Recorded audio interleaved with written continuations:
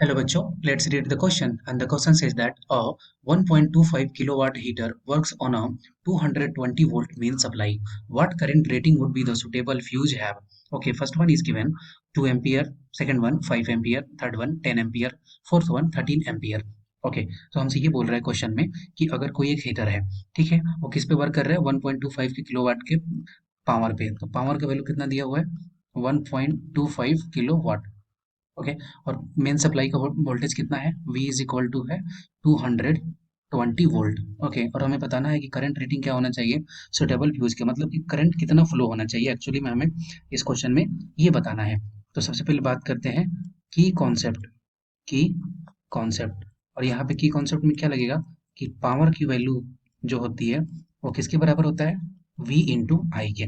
ठीक है, इसी फॉर्मूला का यूज करते हैं। तो इसको कैसे सॉल्व कर सकते हैं, पावर का वैल्यू क्वेश्चन में दिया हुआ है 1.25 kilowatt that means 1000 is equal to V का वैल्यू कितना दिया हुआ है 220 वोल्ट और यहाँ पे करंट का वैल्यू हमें निकालना है। तो I का वैल्यू क्या लिख सकते हैं 1.25 इंटू 1000 अपॉन 220।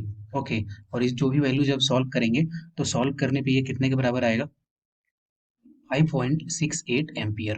ठीक है, इसका मतलब current I is equal to क्या हो गया 5.68 एम्पियर।